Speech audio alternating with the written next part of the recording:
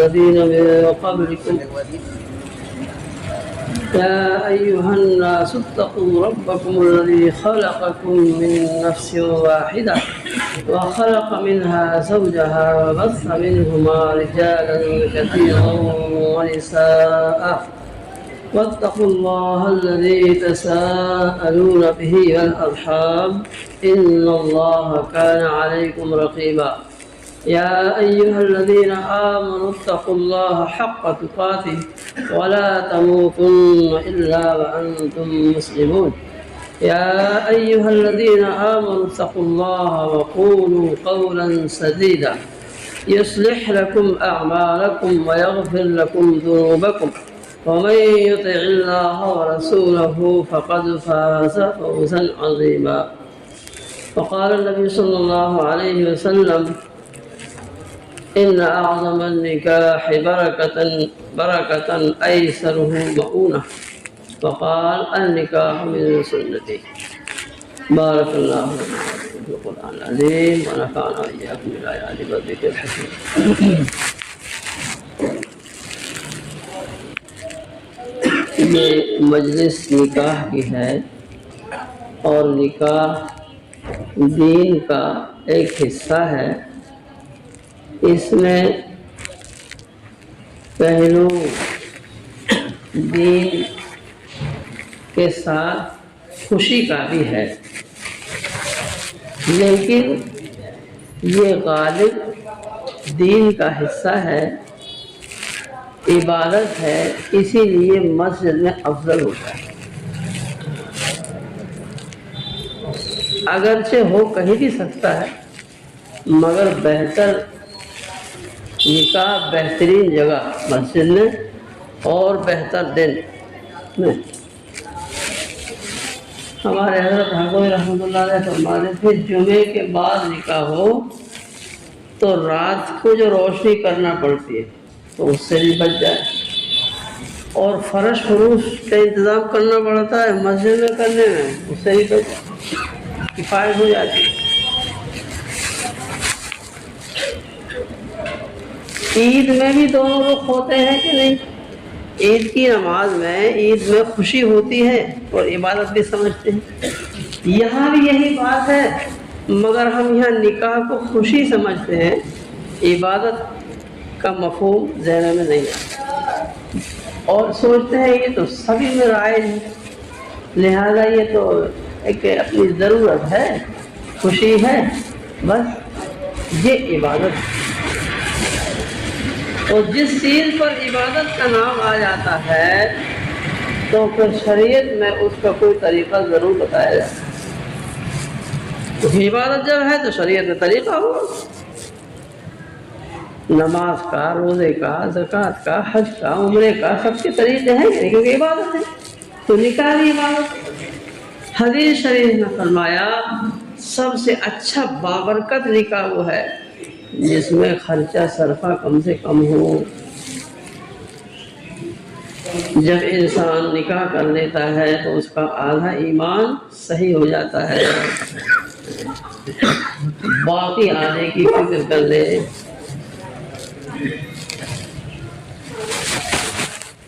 نکاح کیا ہے؟ نکاح کی حقیقت ہے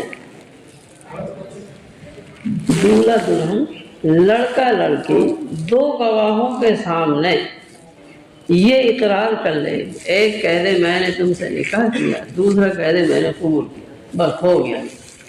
نکاح کی حقیقت اتنی سی ہے، دو گواہوں کے سامنے ضروری ہے. مہر کا تذکرہ نہ بھی کرے تو نکاح تو ہو جاتا ہے. یہ الگ بات ہے کہ پھر مہر کتنا ہوگا، پھر وہ مہر اس کی بہنوں وغیرہ کے مہر سے ملایا جائے. جس کا مہر تذکرہ نہیں کیا گیا بنا مہر کے ہی نکاح ہو گیا، دو گواہوں کے سامنے کہتے ہو جائے.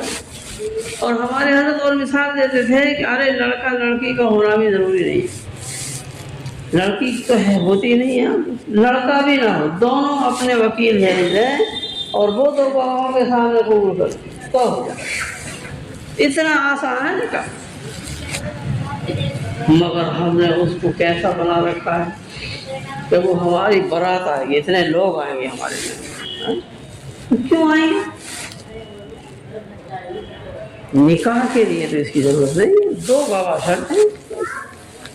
ہاں چونکہ اس کا اعلان ہونا اچھا ہے تاکہ معلومات ہو جائے، کوئی بدگمان نہ ہو، جب میاں بیوی جا رہے ہوں پڑے اس کی لڑکی کس کے ساتھ جا رہی معلوم ہو جائے، اس لیے نکاح مقامی طور سے ہونا چاہیے، یہ معلومات ہو جائے محلے والوں، تو محلے والوں کو بلا، اس میں کوئی خرچ بھی نہیں اور ان کو آسان دقت بھی نہیں آنے والی۔ بارات کے لانے میں تو خرچ ہوتا ہے اور بوجھ پڑتا ہے، بس یہ ہے نکاح۔ اس میں مہر کیا ہے؟ مہر ایک معاوضہ اور بدلہ ہوتا ہے انسان کے اپنی عصمت و آبرو کا، اس لیے وہ مہر قرض ہوتا ہے، وہ پہلے سے طے ہو اور بالکل گھٹیا بھی نہ ہو۔ اگرچہ ہماری شریعت میں چونکہ غریب بھی لوگ ہوں گے تو ان کی رعایت کی گئی ہے، 32 گرام چاندی بھی اگر کوئی مہر یا اس کی قیمت طے کر لے تو ہو جائے گا 10 گرام، تو 10 درہم کی مقدار 32 گرام چاندی یا اس کی قیمت بھی اگر کوئی طے کر لے تو مہر کافی ہے۔ اور مہر فاطمی 1.5 کلو چاندی، مہر فاطمی 1 کلو 530 گرام چاندی، یہ مہر فاطمی ہے۔ یہ کوئی باندھے تو اچھا ہے، برکت بھی ہوگا، نہیں تو کم کر لے، زیادہ کر لے، مگر اس کو قرض حق سمجھے بیوی کا اور اس کو قرض سمجھ سے جلدی ادا کرنا۔ نکاح کے موقع پر یا پہلے طے کرتے وقت لڑکے والا چاہتا ہے کم سے کم یہاں بن جاتا ہے وہ بکری ہے اور بچاؤ کرتا ہے، حالانکہ وہ کیا ہے، جب اپن بیوی کو دے رہے ہیں اور بیوی اپنے گھر میں رہے گی تو وہ بھی کہا جائے۔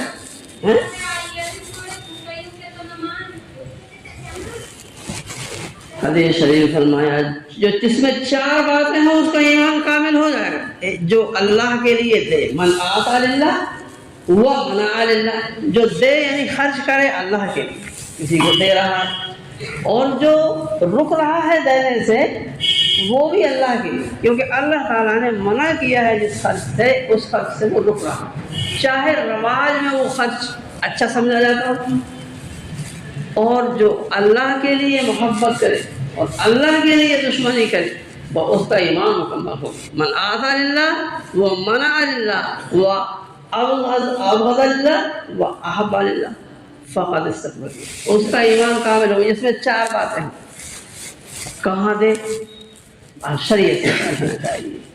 شادی کے موقع پر خرچ کرنا کہاں کہاں ہمارے لیے اللہ نے ثواب کی چیز بنایا، تو یہ جو مہر ہے یہ ہے خرچ کی جگہ اور یہ ہے ضروری چیز، ہاں اس کو ادا کرنا ضروری ہے۔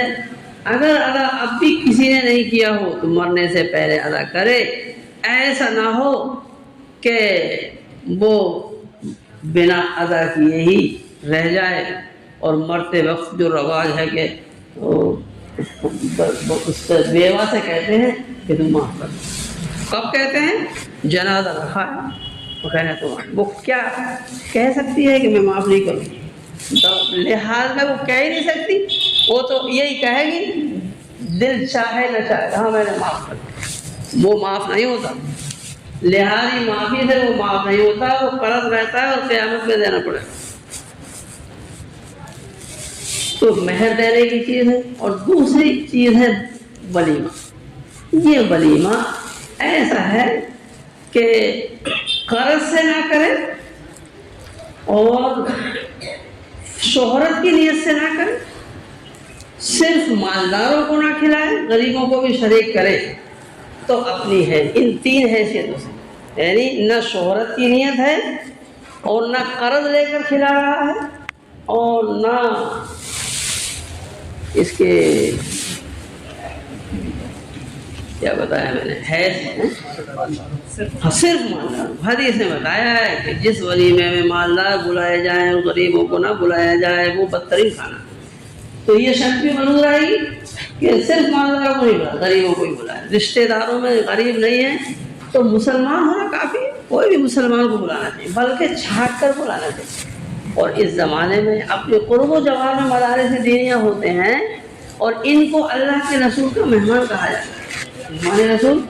تو ہم سب سے مقدم تو ان کو کریں، مگر اس کا طریقہ یہ نہیں کہ ہم اپنے گھر مدرسے میں کھانا بھیجیں تاکہ ان کا حرج نہ ہو۔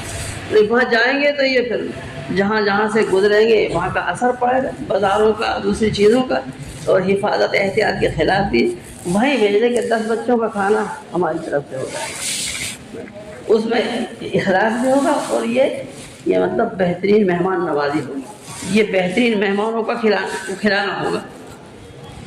مگر اس میں وہ بھی ضروری نہیں ہے کہ بچے زیادہ ہیں تو سب کو کھلانا پڑے، وہ تو اپنی حیثیت 10 بچوں کو بھیج، اس تبرک ہو جائے۔ تو یہ 2 خرچ ہیں کرنے کے، ولیمہ اور وہ مہر۔ اور چونکہ اس کو ہم جب نکاح کر رہے ہیں تو نکاح کے بعد بیوی کے خرچ اخراجات، جوڑا وغیرہ، اس کے لباس، پوشاک، رہنے کو گھر اور کھانے پینے کی ضروریات کا انتظام شوہر کے ذمہ ہوتا ہے، اس لیے وہ عام طور سے جلدی سے جوڑا لے کے جاتے ہیں تاکہ وہ ایک حق کی ادائیگی جو شروع ہو گئی ہے اس سے بے باقی ہو جائے۔ تو جب اس کا خیال رکھتے ہیں لباس کا، تو پھر گھر گرہستی اور برتن اور پلنگ بستر یہ سب چیزوں کا بھی تو رکھنا چاہیے۔ وہ لڑکی والے پہ کیوں بوجھ ڈالا جاتا ہے؟ لڑکی والے کے ذمہ یہ بوجھ نہیں ہے۔ اللہ کے رسول صلی اللہ علیہ وسلم نے فرمایا من استطاع منکم الباءۃ فلیتزوج، کہ جو گھر گرہستی کا بوجھ اٹھا سکتا ہے، بیوی کی ضروریات، اس کے اخراجات پورا کرنے پہ قادر ہے، تو اسے نکاح کرنا چاہیے۔ یہ ذمہ داری لڑکی کے والد کے ذمہ نہیں ہے، یہ لڑکے اور لڑکے کے باپ کے ذمہ ہے۔ باپ کے ذمہ اس معنی کر کے ابھی لڑکا باپ ہی کے زیر سرپرستی ہے، حقیقت میں تو وہ شوہر کے ذمہ ہے۔ وَمَن لَّمْ يَسْتَطِعْ فَعَلَيْهِ بِالصَّوْمِ، اور جو ایسا نہ کر سکے، جذبہ ہے، عمر ہے، شادی کا تقاضا ہے اور حیثیت نہیں، تو وہ اس کو روزہ رکھنا چاہیے۔ اتنے روزے رکھے کہ اس کا من اور جذبات ہیں ان پہ لگام لگ جائے، قابو پا جائے، نہ بد نظری کرے، نہ گناہوں کے رستوں کو تلاشے۔ شریعت نے جب ایک چیز کو بتا دیا کہ یہ سنت ہے، عبادت ہے، اور جذبہ ہمارے اندر رکھ دیا، اب وہ جذبہ پورا کرنے کے لیے شرط لگائی کہ اس کے حقوق ادا کرو، اور حقوق ادا کرنے کی بس کی نہیں، وہ پھنس گیا۔ تو عمر ہے، جذبہ ہے، اور حقوق ادا کرنے کی طاقت نہیں، تو شریعت ایسی نہیں ہے کہ وہ اب کہہ دے گا ہم کیا کریں، اللہ علاج ہے تمہاری حالت، نہیں، با علاج ہے، روزہ رکھو، رکھتے چلے جاؤ گے۔ 1 مہینے کے رمضان کے روزے میں آدمی کا من اخیر میں کیسا ہو جاتا ہے، کون سا فرشتہ بن گیا ہو جاتا ہے کہ نہیں؟ تو ایسے ہی روزہ رکھتے جاؤ۔ یہی بات ہماری بچیوں کو بتانا چاہیے، جن بچیوں کا نکاح نہیں ہوا، عمر ہو گئی، اسکول و کالج میں پڑھ رہی ہے، تو اپنے ان خطرات سے بچانے کے لیے ماں سے کہا جائے، اور ماں کو چاہیے کہ وہ بیٹی کے ساتھ روزے میں شریک ہو، بیٹی روزہ رکھے، روزہ ثواب کی چیز، مقصد تو وہ رہے گا، اور بتانے میں بھی کوئی حرج نہیں ہے۔ یہ جیسے وہ پولیو کی دوا پہلے نہیں پی لیتے کہ پولیو ہونے کے بعد پیتے، پہلے تو پی لیتے، تو یہ حفظ ما تقدم کے طور سے پہلے ہی اپن اس کی اطاعت کریں، عمل کریں، تاکہ ایسی نوبت نہ۔ یہ 3 خرچ یہ لڑکے کے ذمہ، شوہر کے ذمہ ہیں۔ بھائیوں، ان کا خیال نہ رکھنے کے نتیجے میں خاص طور سے بیوی کے جو حقوق ہیں، رہنے سہنے کے، برتن بستر وغیرہ، ان کا نہ رکھنے کی وجہ سے یہ شادیاں مشکل ہو رہی ہیں، اور یہ بوجھ ناحق بچی والے کے ذمہ رواجن تھوپا جا رہا ہے۔ رواجن کہہ رہا ہوں، لیکن کہ ہم تو مانگتے نہیں۔ رواج جب کسی چیز کا ہو جاتا ہے تو وہ طے کرنے کے حکم میں ہوتا ہے، گویا کہ طے ہی ہے۔ آپ کسی مزدور کو صبح سے کام پر لے جائیں اور شام کو آپ اس کو بجائے 300 کے 100 روپے دیں، تو کیا کہیں؟ چل رہا ہے وہ بھی تو طے تو نہیں ہوا تھا، طے تو نہیں ہوا مگر رواج تو یہی ہے۔ ایسے ہی یہ طے کے حکم میں ہو جاتا ہے رواج، وہ دل سے کوئی نہیں دیتا، بے دلی سے دیتے ہیں رواج کی بنیاد پر۔ اور اگر کوئی دل سے دینا چاہے مگر دے اسی وقت میں، وہ دل سے دینا نہیں مانا جائے گا، وہ رواجی دینا مانا جائے گا۔ ہمارے بزرگوں نے فرمایا کہ اگر واقعی دینا ہے بیٹی کو تو آپ 2-4 سال بعد دے دیجیے، بالکل وہ دینا اخلاص سے دینا مانا جائے گا، کیونکہ اب وہ رواج کے سارے موقع ختم ہو گئے، وہ موقع سب ٹل گئے، اب دینا بالکل ہدیہ مانا جائے۔ بعض حضرات جو اس وجہ سے دیتے ہیں کہ بچیوں کو ہم اس وقت دے رہے ہیں ان کو حق ادا ہو جائے گا، رواجی دینے سے وہ حق ادا نہیں ہوتا۔ ہاں بعد میں سب بچے بچیوں کو دے دیں تو ٹھیک ہے، آج کل بچیوں کو نہیں دیا جا رہا، بچوں کے نام زمین اپنی زندگی میں کر رہے ہیں، اس سے بھی گناہ ہوتا ہے۔ آدمی مر جائے کچھ کسی کو نہ دے تو شریعت کے قانون سے وہ حق ہو جائے گا جس کا بھی ہوگا۔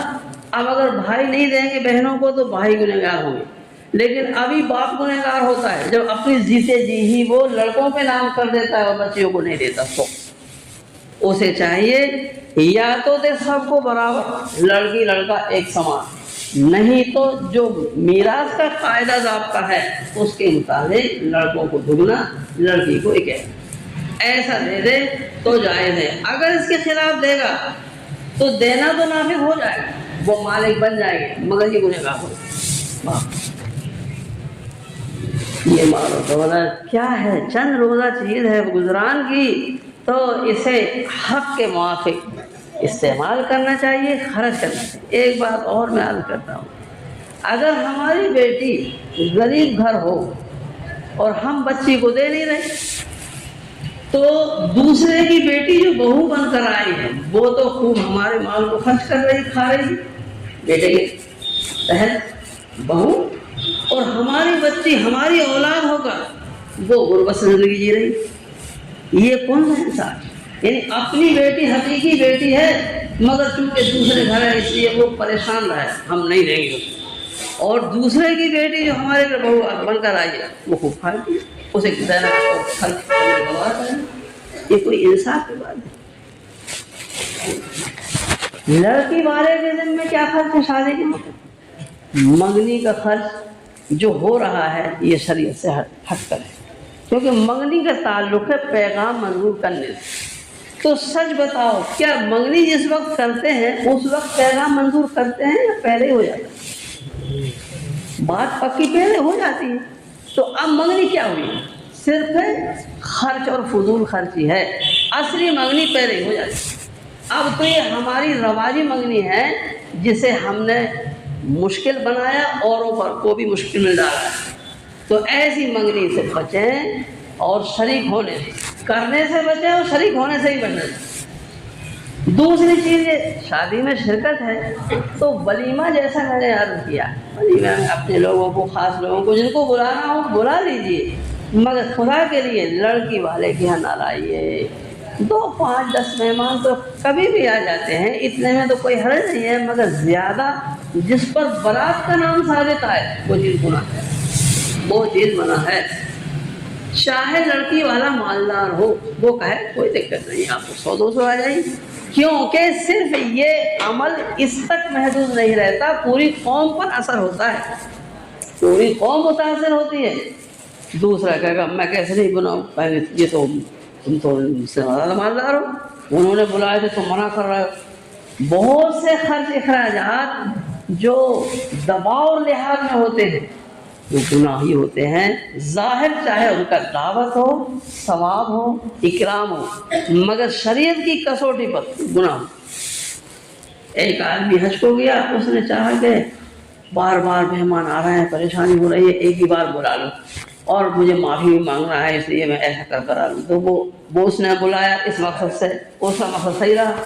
اب ایک شخص وہ ہے جس نے بڑی جگاڑ سے حج کا انتظام کیا، فیس بھری، اور آگے پیچھے اس کے پاس ایسا نہیں ہے، مگر وہ سوچتا ہے کہ انہوں نے بلایا، میں نہیں بلاؤں گا تو کیا کہیں گے، نام رکھیں گے، تانا دیں گے۔ اب اس ڈر سے وہ بلا رہا ہے، اس کا بلانا گناہ، ان کا جانا اور کھانا ظاہر میں بہت اچھی چیز ہے، ظاہر سے شریعت کا حکم نہیں بن جاتا، شریعت اندر تک سے ٹٹول کے لے آتی ہے کہ یہ صحیح ہے کہ غلط، وہ دل تک پہنچ جاتی ہے، شریعت کے اصول ہے۔ میرے بھائیوں، ان چیزوں کا دھیان و خیال نہ رکھنے کی وجہ سے آج ہم تنگ دستی کی طرف جا رہے ہیں شادی بیاہوں کے نام، جبکہ شادی کی خاصیت کی خوشحالی۔ تو اب اس کا کیا علاج ہو؟ جس چیز کو علماء منع کر رہے ہیں کہ یہ مت کرو، چاہے ہمارا کتنا ہی چاہ رہا ہو، ہمیں اس سے رکنا چاہیے، نہیں تو پھر قوم تنگ دستی کی غار میں، قرض کے گڈھے میں جائے گی۔ اور شادیوں میں دیر ہونے کی وجہ سے اگر لڑکے لڑکیاں باہر چلے گئے، گھر سے بے گھر ہو گئے، ہماری ماں بہن بیٹیاں، تو اس کا گناہ جہاں باپ کے ذمہ ہوگا، قوم کے بھی ذمہ ہوگا، کیونکہ ساری قوم نے وہ ایسا ایک جال بچھایا ہے خرچ کا، جس سے پھنسے بغیر کوئی رہتا نہیں، قوم کا دباؤ ہوتا ہے۔ اس لیے ایسی چیزوں سے یا تو سب اتفاق کر کے بچے بچائیں، اور نہیں تو ہر شخص اپنی سی ہمت کرے۔ لڑکی والے کے یہاں کھانا یہ کوئی ثواب کی چیز نہیں ہے، وہ بیچارہ ولیمے کی طرح سے سب کو بلاتا ہے، کھانا ہے، کھانے کی دعوت ہے، اس چیز سے بچنا چاہیے۔ اس کے گھر کے گھرانے کے یا اس کے وہ خاص رشتہ دار، بہنوئی وغیرہ، یہ جو 10-20 لوگ ہوتے ہیں، ان میں تو حرج نہیں ہے، باقی وہ جو اس لیے بلاتا ہے کہ میں نے ان کا کھایا ہے تو مجھے کھلانا پڑے گا، یہ میرے رشتہ دار ہیں، نہیں برا ہوا برا مانیں گے، تو پھر وہ بلانا، وہ کھلانا، ان کا آنا اور کھانا یہ گناہ ہوگی۔ کسی کا مال اس کی خوشدلی کے بغیر حلال نہیں ہے۔ آج ہم قرضوں میں ڈوب رہے ہیں، ہماری مائیں بہنیں، ہماری ماں و بہنوں کے کاغذات ان کے گھر والے لگا کر ان سے سمو اٹھوا رہے ہیں، اور پھر ان سے انہی کا واسطہ پڑ رہا ہے آفیسروں کے ساتھ۔ تو قسط بھرنے میں وہ کبھی پریشانی دیر اویر ہوتی ہے، تو وہ کون سے راستے کھل رہے ہیں مردوں کو معلوم نہیں۔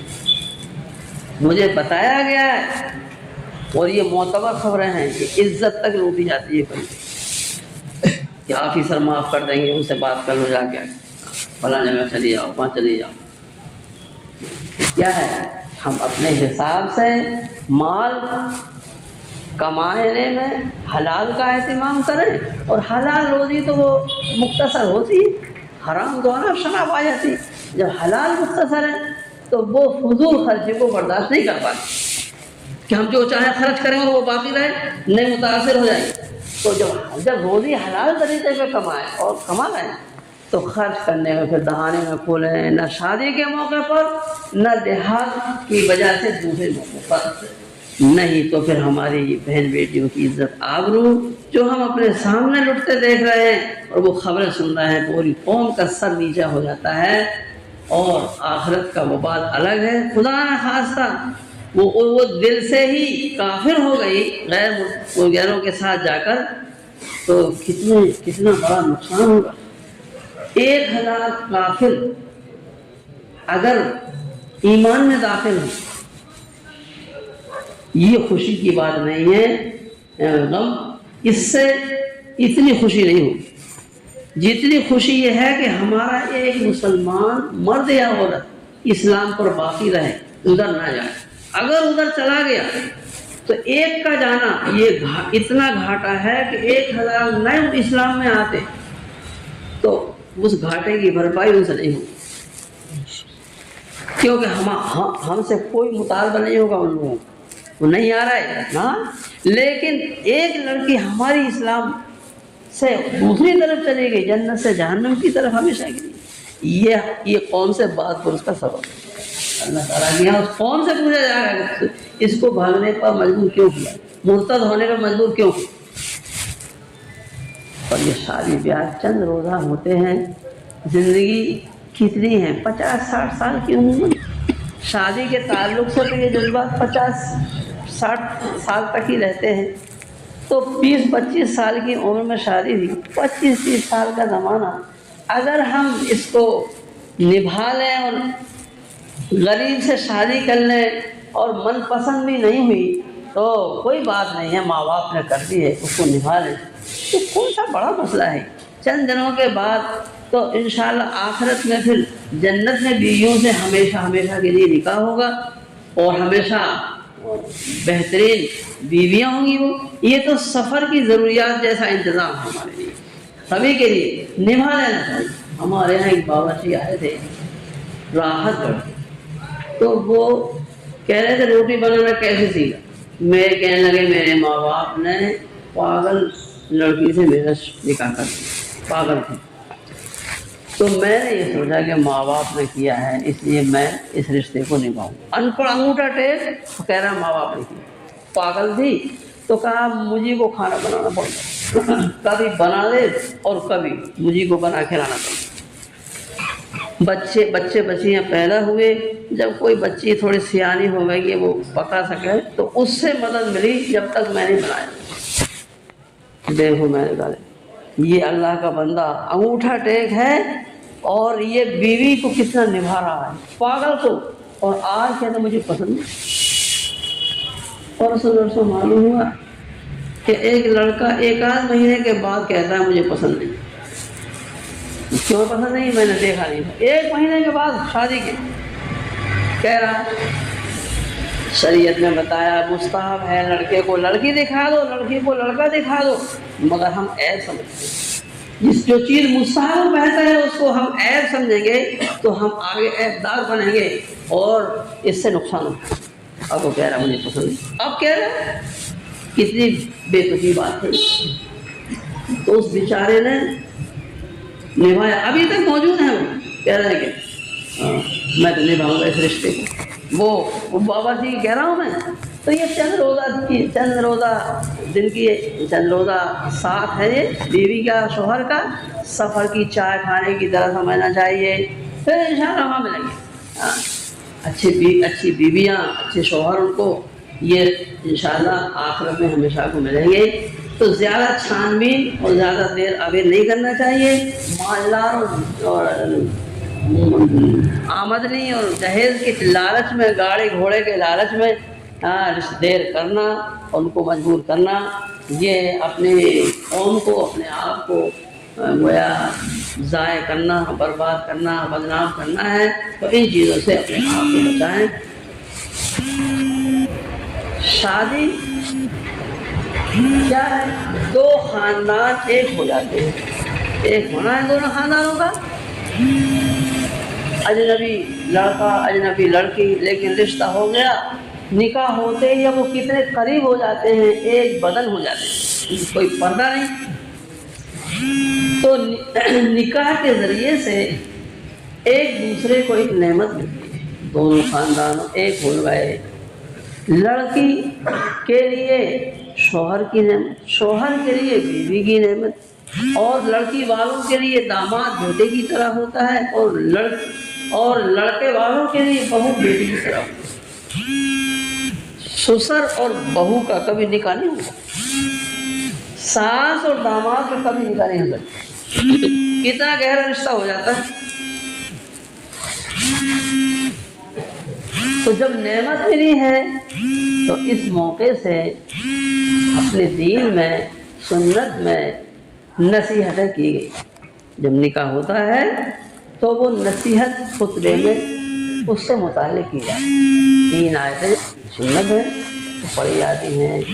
حضور پاک صلی اللہ علیہ وسلم سے لے کر آج تک یہ طریقہ مسلم چلا آ رہا ہے کہ وہ خطبہ نکاح سے پہلے ہوتا ہے، اس میں 3 نصیحتیں ہوتی ہیں، 3 آیتیں، اور تینوں آیتوں میں ایک بات بتائی ہے، اے ایمان والو اللہ سے ڈرو، اے لوگو اللہ سے ڈرو۔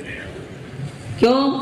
اس لیے کہ یہ رشتہ ایسا رشتہ ہے کہ اگر خوف خدا ہوگا تو ہی ایک دوسرے کے حقوق ادا کر پائیں گے، خوف خدا سے، ورنہ کوئی پولیس، مائکے والے یا رواجی وکیل نکاحی باپ کے نام کوئی کچھ نہیں کرتا۔ اگر خوف خدا ہے تو کسی کی ضرورت نہیں، اور نہیں ہے تو کوئی اس کی نگرانی نہیں کر پائے۔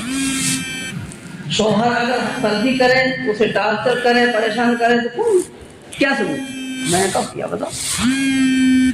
وہ گناہ کرے، کون پکڑنے والا؟ ہاں خوف خدا ہوگا تو البتہ وہ اس کو راہ راست کو قائم رکھے۔ تینوں آیتوں میں یہ بات ہے۔ ہمارے حضرت فرماتے تھے کہ پہلی آیت میں یعنی یا ایھا الذین آمنوا اتقوا اللہ حق تقاتہ، اس میں ایک نصیحت ہے دونوں کے لیے۔ یہ نعمتیں بہت ہیں، بیوی بھی نعمت، شوہر بھی نعمت، مگر سب سے بڑی نعمت ایمان ہے۔ اس لیے ایمان کی خبرگیری، اس کی نگرانی ہمیشہ کرنا، موت تک اپنے ایمان کی حفاظت کرنا۔ وَلَا تَمُوتُنَّ إِلَّا وَأَنتُم مُّسْلِمُونَ، کہ تمہاری موت نہ آئے مگر اس حال میں کہ تم مسلمان ہو۔ تو ایمان سب سے بڑی دولت ہے۔ چھوٹی نعمتوں کی وجہ سے، نئی نعمتوں کی وجہ سے نکاح وغیرہ کی، یہ نعمتیں ایمان کو نہ بھولیں۔ جیسے آج کل کورٹ میرج غیر مسلموں سے کی تو یہ نعمت تو مل گئی، وہ کیسی صحیح، مگر نعمت ایمان سے تو محروم ہو گئے۔ ایمان سے بڑھ کر تھوڑی کوئی چیز ہے۔ دوسری آیت کا مطلب یہ ہے کہ نکاح کے ذریعے جو نعمت مل رہی ہے، نئی نعمت بیوی کی، شوہر کی، داماد کی وغیرہ، تو اس سے پرانی نعمتوں کی عقل بھی نہ ہو۔ پرانی نعمتیں کیا ہے؟ ماں باپ۔ تو ان کے جو حقوق ہیں علماء سے پوچھیں کہ اب بیوی کے ہوتے ہوئے ماں باپ کے کیا حقوق ہیں، تو ان کو ادا کیا جائے۔ ایسا نہ ہو کہ بیوی کی وجہ سے ماں باپ کا طلب ہو، یا ماں باپ کی وجہ سے بیوی کا طلب ہو۔ ماں کچھ کہہ رہی ہے، بیوی کچھ کہہ رہی ہے، اب ایک کو راضی کروں دوسری ناراض، تو کیا کرے؟ علماء سے پوچھو، وہاں بتایا جائے گا کہ ہاں اس وقت حق پر فلاں ہے۔ تیسری آیت کا مطلب یہ ہے کہ یہ نکاح صرف دو بولوں سے ہوتا ہے، ایجاب قبول سے۔ میں نے نکاح کیا، اس نے کہا میں نے قبول کیا، ہو گیا۔ اس میں کوئی اور رجسٹری، کوئی اور مضبوطی کی چیز تو نہیں کہ ساتھ کوئی رسی سے بندھ رہا ہو، صرف بولے تو بولے ہیں۔ تو شریعت میں بولوں کی بڑی اہمیت ہے۔ ایک آدمی آ کر ہم سے کہتا ہے میں ایمان لاتا ہوں، ہم نے کلمہ پڑھایا، مومن ہو گیا، بولوں سے ہی تو ہوا کہ نہیں؟ بولوں کی بڑی اہمیت۔ ایک آدمی کفریات بکنے لگے، ارے یہ تو کافر ہو گیا۔ اس لیے آدمی سوچ کر بولے یہ نکاح بولوں سے ہو گیا۔ نکاح کے لیے تو گواہ شرط ہیں، اور نکاح توڑنے کے لیے گواہ بھی شرط نہیں ہے۔ تنہائی میں، مذاق میں، غصے میں بھی ایسے بول لے گا جن سے نکاح ٹوٹتا ہے تو ٹوٹ جائے گا۔ یہ نہیں کہہ سکتا ہے میں تو مذاق کر رہا تھا۔ ایسی چیز میں مذاق بھی صحیح ہوتی، بطور مذاق بھی کچھ نہ کہے، سوچ کر بولو اور اللہ سے ڈرو، درست بات کہو۔ اور ہمارے حضرت فرماتے تھے کہ ذرا ذرا میں اختلاف کرنا اور رشتوں کو توڑنا یہ نہ ہو، برداشت کرنا چاہیے۔ حضرت فرماتے تھے کہ اگر کوئی لڑکا والا لینے گیا تو لڑکی والے کو بھیج دینا چاہیے، یہ نہ کہا کہ وہ فلاں کی شادی ہے اس لیے ہم بعد میں بھیجیں گے۔ اب تو جب لڑکی ہم نے بیاہ دی، اب اپنی نہیں رہی، ان کو بھیجو، کبھی کبھار آئے جائیں ٹھیک ہے، یہ حق نہیں ہے کہ اس کی خاطر روکو، بھیجو۔ لیکن اگر وہ کسی وجہ سے نہیں بھیج رہا، مثلا بیماری ہے کہ آپ کہہ دو تو پھر اور بات بھیجیں گے، تو اسے یہ سوچنا چاہیے کہ مجبوری میں یہ انکار کیا ہے، کوئی بات نہیں، آئندہ پھر لینے آ جائیں گے۔ ایسا نہ ہو کہ وہ برا مان رہا ہے کہ اس نے مجھے خالی لوٹا دیا، اب میں بھی اس کو خالی لوٹاؤں گا، میں 2 بار لوٹاؤں گا، میں نہیں بھیجاؤں گا۔ سمدھی لڑتے ہیں اور رشتے ٹوٹنے لگتے ہیں۔ کوئی بات نہیں ہے، برداشت سب کو کرنا چاہیے۔ لڑکی میں کوئی، بہو میں اگر کوئی کمی ہے تو ساس کو یوں گوارا کرنا چاہیے کہ میری بیٹی میں ہوتی تو میں کیا چاہتی، اس کے سسرال میں اس کے سسرال والے اس کو گوارا کریں، مجھے بھی کر لینا چاہیے۔ ہم الگ الگ پیمانے بناتے ہیں اپنے لیے اور اوروں کے لیے، اور ایک ہی پیمانہ بنائیے جو اپنے لیے پسند ہوئی اوروں کے لیے۔ تو یہ 3 آیتوں میں جو ابھی پڑھی گئی تھی یہ 3 نصیحتیں ہیں، اور ہمیشہ اس کا خیال رکھیں تو یہ زندگی میں ہی جنت بن جاتی ہے میاں بیوی کے لیے۔ خدا نخواستہ اگر بیوی کی حق تلفی کی یا بیوی نے شوہر کی حق تلفی کی تو پھر اسی دنیا میں ان کو جہنم مل جاتی ہے، دنیا زندگی اجیرن ہو جاتی ہے۔ لیکن مرد میں اللہ تعالیٰ نے مرد بھی رکھی ہے، وہ ذمہ دار ہے، اسے بیوی کی زیادتیوں پر کمیوں پر صبر کرنا چاہیے۔ عورت میں سمجھ عقل کم ہوتی ہے، اس کی اس سمجھ عقل کی کمی کو اپنی حکمت سے برداشت کرنا چاہیے۔ حضرت ہمارے فرماتے تھے کہ شوہر کی 2 شان ہیں، ایک حاکم اور محکوم ہونے کی ہے۔ مرد حاکم، بیوی محکوم ہے، ماتحت ہے۔ تو حاکم کب بنے گا؟ جب بیوی ناجائز مطالبے کرے، مجھے شادی میں لے چلو، مجھے فلم دکھاؤ، مجھے موبائل دلاؤ، وہاں بن جائے حق نہیں، یہ ناجائز کام نہیں۔ اور جائز مطالبے کرے، مجھے مائکے لے چلو، تو وہاں ایک شان اور ہے، شوہر عاشق ہوتا ہے، بیوی معشوق محبوبہ ہوتی ہے۔ تو محبوب کے تو تابع ہوا جاتا ہے، محب عاشق، اس لیے وہاں وہ شان غالب ہونا چاہیے، دونوں حیثیتوں کو نبھانا چاہیے۔ اس لیے بتایا بھائیوں کہ ہم کو حقوق زوجیت سیکھنا بھی چاہیے۔ شادی کے بعد اگر پہلے سے سیکھیں تو ٹھیک، نہیں بیوی کے کیا حق ہوتے ہیں یہ شوہر کو چاہیے، بیوی کو چاہیے شوہر کے کیا حقوق ہیں وہ سیکھیں۔ انشاءاللہ اگر ہم شریعت کے ہدایات اور احکامات کو اس تعلق سے سمجھ لیں تو شادیاں آسان ہو جائیں، بڑے مجموعوں کی ضرورت نہیں، اور نہ بہت خرچوں کی ضرورت ہے، نہ بڑے ولیموں کی ضرورت ہے، نہ باراتوں کی کوئی ضرورت ہے۔ اس کی ہمت ہم سب کو کرنا چاہیے، اور جو اس کی ہمت کرے اس کی حوصلہ افزائی بھی کرنا چاہیے۔ اللہ تعالیٰ توفیق دیں۔ اور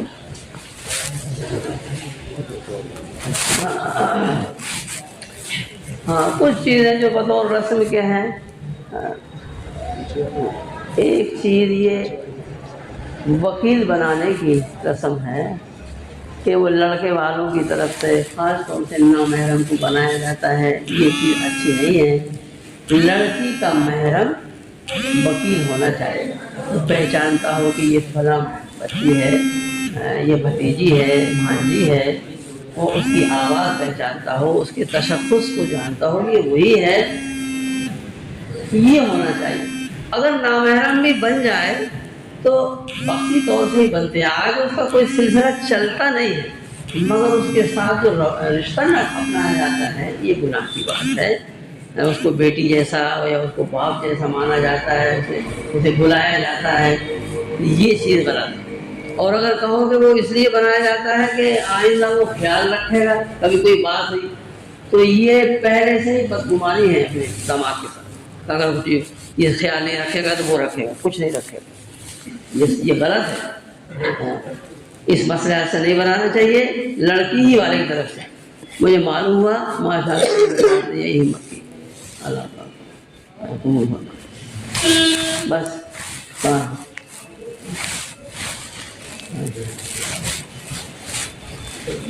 والد صاحب لڑکی کے والد صاحب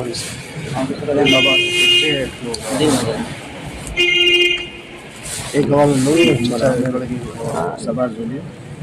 اور محمد رفیق کا وکالت وکیل، عبدالعزیز کا گواہ اور محمد آصف گواہ۔ نگد لے کے آئے ترنت دے دے، نگد لے کے آئے مہر تو ہاں واہ واہ ٹھیک ٹھیک، مہر لے کر آئے ہیں، نقد دیں گے ماشاء اللہ۔ ہاں والد صاحب آپ ہیں، ٹھیک ماشاء اللہ۔ میں نے خطبہ پڑھ ہی لیا تھا، اسی نیت سے پڑھا تھا۔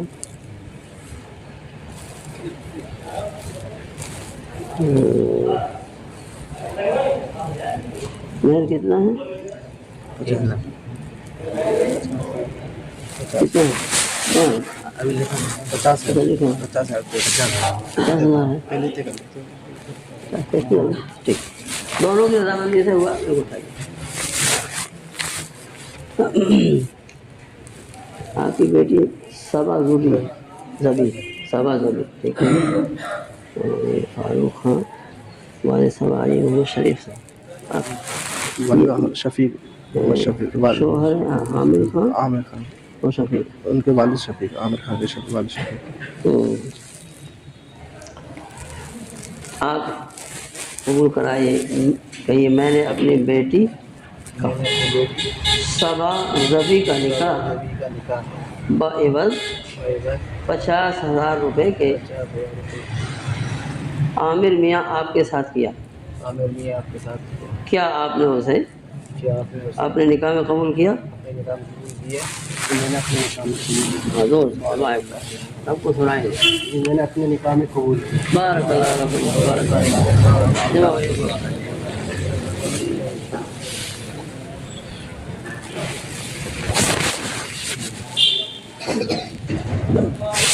یہ گزارشات پیغام صرف سننے کی حد تک محدود نہیں رہنا چاہیے.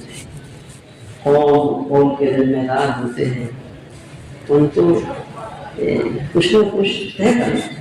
نہیں آپ سے ہم یہ چیز بالکل نہیں کریں گے. بارات میں عورتیں آتی ہیں، عورتیں تو نہیں آئی. ایک آدھ کوئی آئے تو دو گوارا کی جائیں گی تاکہ ہم سب کے سہولت ہو جائے. لیکن جو ہوشیار تھی وہ یا تو کوئی بچی ہے یا کوئی خاتون پردے کے ساتھ آ جائے. ایک کوئی حل نہیں زیادہ نہیں.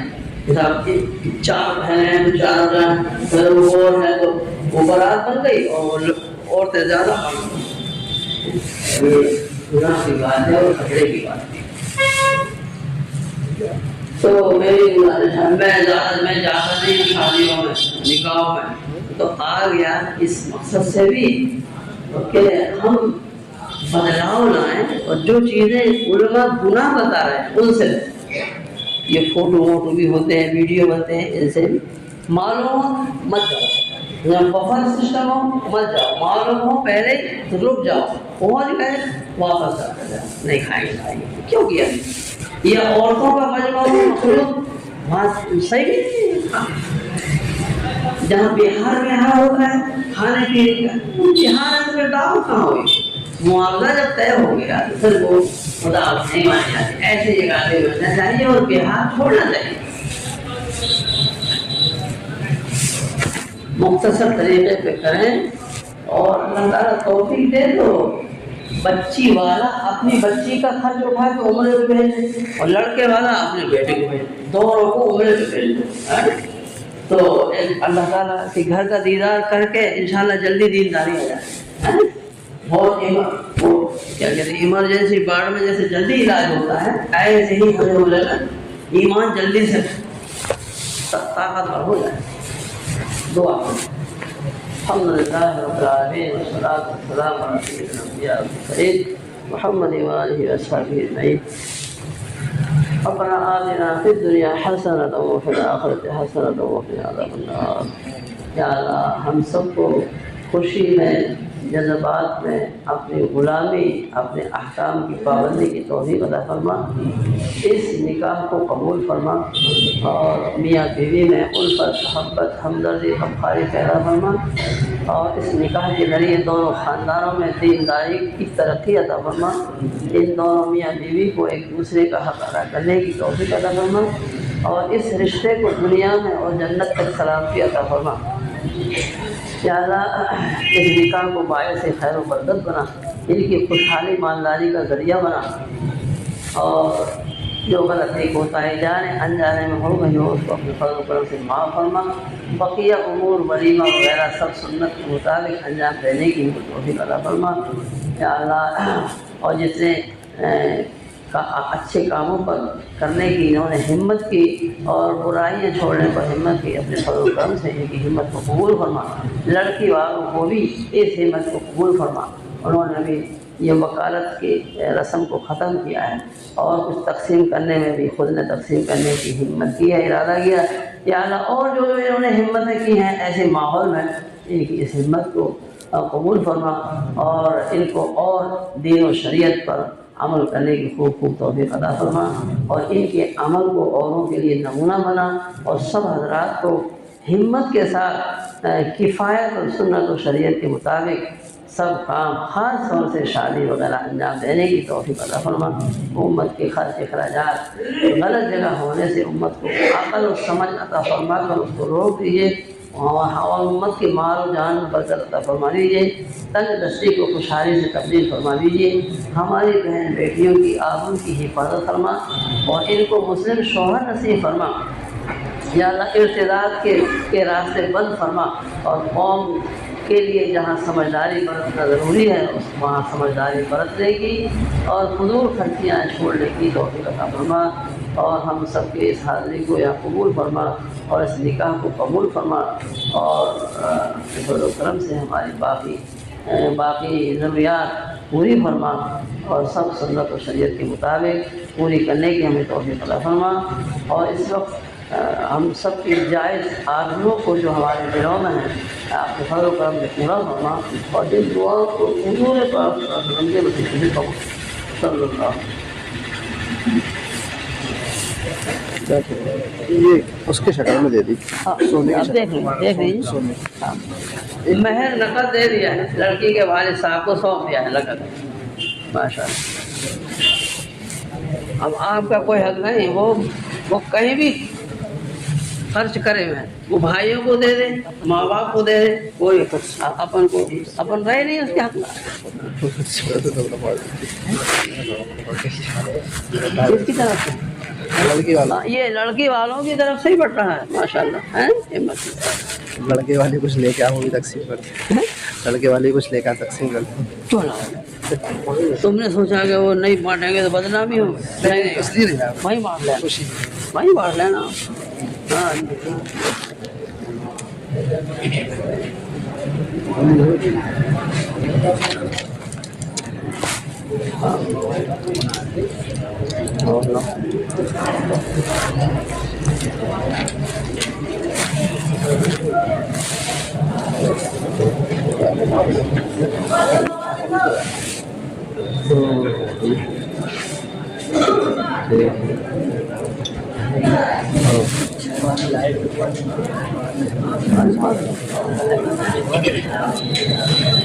لگے نہیں ایسے بخیر دیں اور کوئی بات نہیں پھینکے نہیں. ارے بھائی لگے نہیں کسی کو ادھر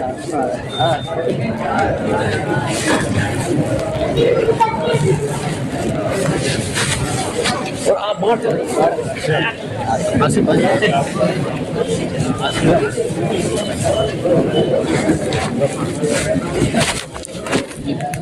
یہ کن کا یہ ضائع نہ ہو جائے. ہاں جی جی السلام علیکم.